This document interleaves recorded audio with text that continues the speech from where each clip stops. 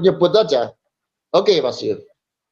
Ya, saya simpel saja pertanyaannya. Bagaimana menurut Anda ini temuan Kiai Imad dengan referensi-referensi yang tadi dibacakan? Apakah cukup kredibel ya kalau bahasa ilmiahnya gitu aja?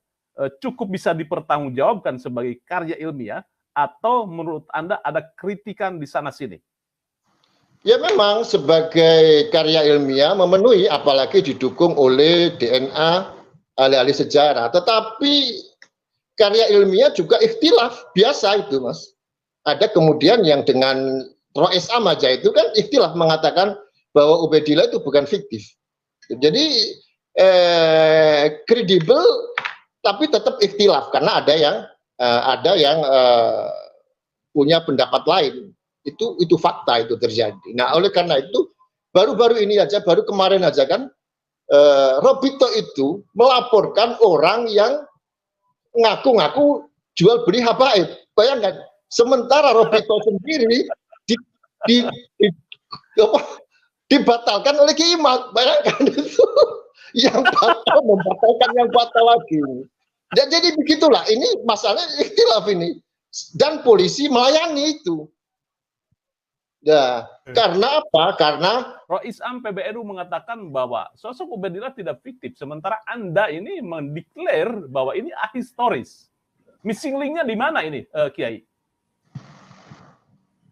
Am tidak mengatakan Ubaidillah ada, tetapi Rois Am mengutip. Kan Rois Am waktu itu mengutip sebuah kitab disebutkan.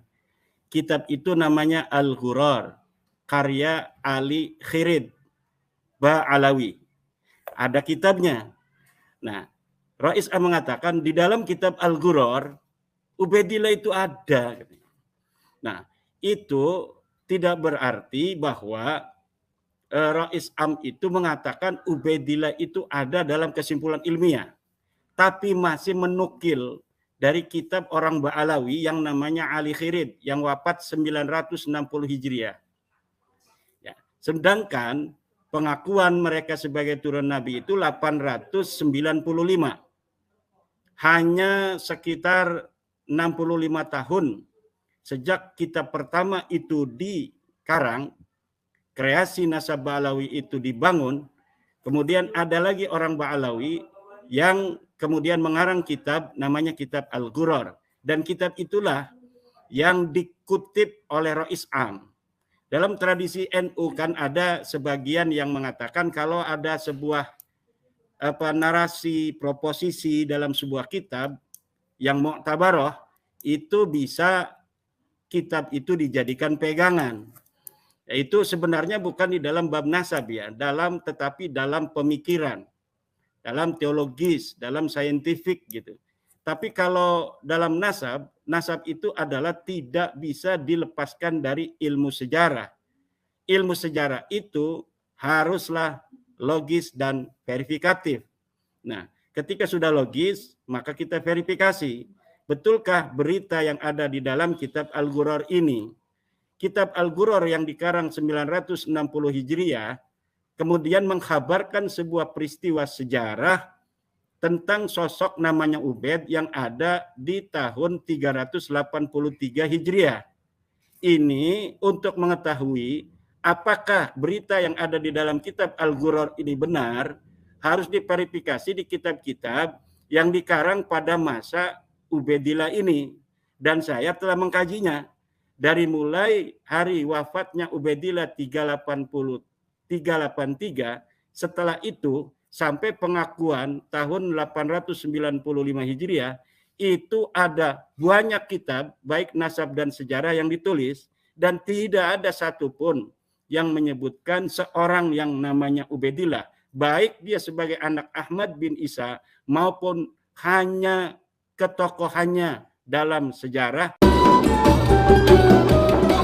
Itu hanya nyebut-nyebut aja. Oke, Mas Yud. Ya, saya simpel saja pertanyaannya. Bagaimana menurut Anda ini temuan Kiai Imad dengan referensi-referensi yang tadi dibacakan? Apakah cukup kredibel ya kalau bahasa ilmiahnya gitu aja? Cukup bisa dipertanggungjawabkan sebagai karya ilmiah atau menurut Anda ada kritikan di sana sini? Ya memang sebagai karya ilmiah memenuhi, apalagi didukung oleh DNA ahli-ahli sejarah. Tetapi karya ilmiah juga ikhtilaf, biasa itu Mas. Ada kemudian yang dengan Rois Am aja itu kan ikhtilaf mengatakan bahwa Ubaidillah itu bukan fiktif. Jadi kredibel tapi tetap ikhtilaf karena ada yang punya pendapat lain. Itu fakta itu terjadi. Nah, oleh karena itu baru-baru ini aja, baru kemarin aja kan Robito itu melaporkan orang yang ngaku-ngaku jual beli habaib. Bayangkan, sementara Robito sendiri di, di, di, apa, dibatalkan oleh Ki Imad. Bayangkan itu yang batal membatalkan yang batal lagi. Dan jadi begitulah, ini masalahnya ikhtilaf ini. Dan polisi melayani itu.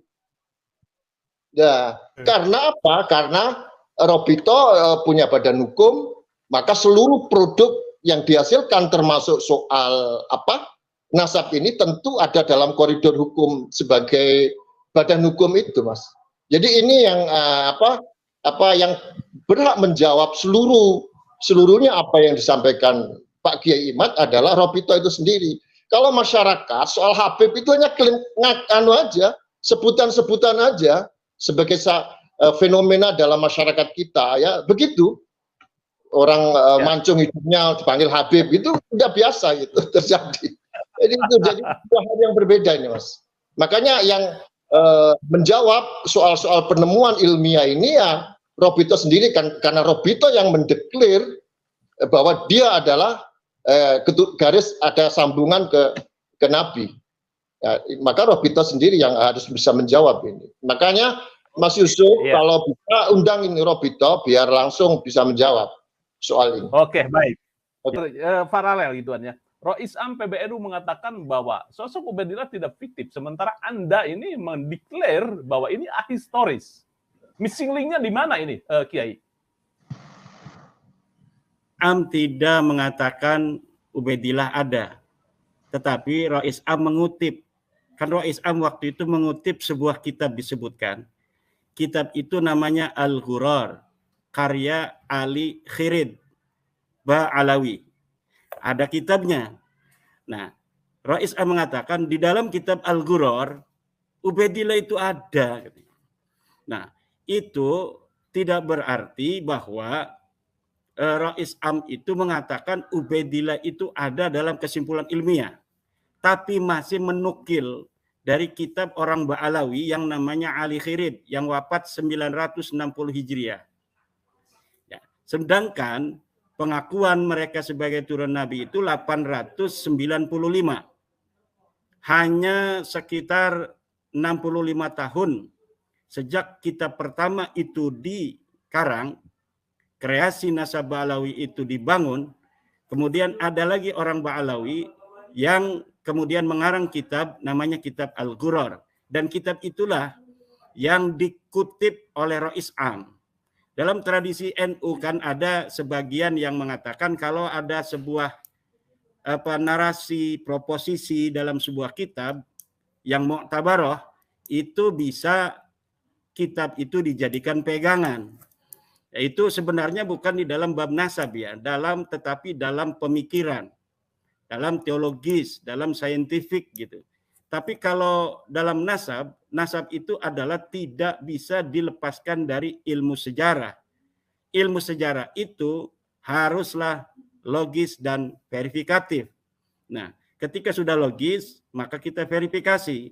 Betulkah berita yang ada di dalam kitab Al-Ghurar ini? Kitab Al-Ghurar yang dikarang 960 Hijriah, kemudian mengkhabarkan sebuah peristiwa sejarah tentang sosok namanya Ubaid yang ada di tahun 383 Hijriah. Ini untuk mengetahui apakah berita yang ada di dalam kitab Al-Ghurar ini benar, harus diverifikasi di kitab-kitab yang dikarang pada masa Ubaidillah ini. Dan saya telah mengkajinya. Dari mulai hari wafatnya Ubaidillah 383, setelah itu sampai pengakuan tahun 895 Hijriah, itu ada banyak kitab, baik nasab dan sejarah yang ditulis, dan tidak ada satupun yang menyebutkan seorang yang namanya Ubaidillah, baik dia sebagai anak Ahmad bin Isa maupun hanya ketokohannya dalam sejarah, misalnya di dalam ilmu pengetahuan yang semacam seperti apa yang telah disebutkan oleh kitab-kitab Ba'lawi di masa kemudian, bahwa dia seorang mujtahid, dia seorang ulama besar, dia seorang guru dari Syekhul Islam dan sebagainya. Nah, inilah yang sekarang ini sedang kita lawan, yaitu narasi-narasi rekonstruksi atau konstruksi dari nasab Ba'lawi yang dibangun sejak abad 9 sampai sekarang. Ini 550 tahun, dan ternyata kekosongan riwayat mereka itu adalah 550 tahun pula. Ini angka keramat yang saya kira sekali lagi Allah tidak akan beri waktu lagi untuk Ba'lawi mengaku sebagai keturunan Nabi setelah hari ini. Oke, baik. Satu lagi langsung ke Prof. Ikam. Tadi dikatakan bahwa Kang Mulas yang berhak menjawab ini adalah Robito. Apakah Anda sudah memberikan minta forum ke Robito atau mungkin melayangkan surat secara resmi ke Robito untuk mencoba klarifikasi, bukan klarifikasi, tetapi ini mencocokkan data atau mendiskusikan temuan-temuan yang Anda kaji? Saya sudah mengirimkan surat berbulan-bulan yang lalu. Saya berikan 12 pertanyaan saja. Sampai sekarang belum dibalas, dan saya mengundang juga untuk berdiskusi kepada Rabita Alawiyah, dan sampai sekarang tidak ada balasan. Ya, tidak ada balasan sepeser pun. Kenapa kira-kira ya?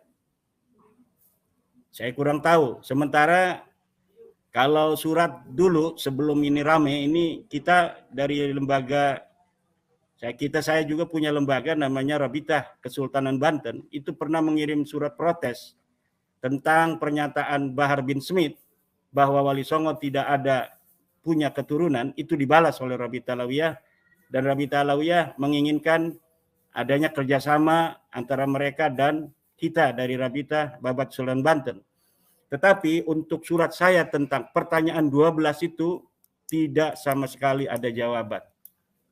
Ya, oke. Ya, satu saja yang paling menohok itu pertanyaannya apa, Kiai? Satu atau dua? Sebutkan satu sumber sebelum abad ke-9 yang menyatakan bahwa Ahmad bin Isa punya anak namanya Ubaid. Itu saja tidak bisa dijawab.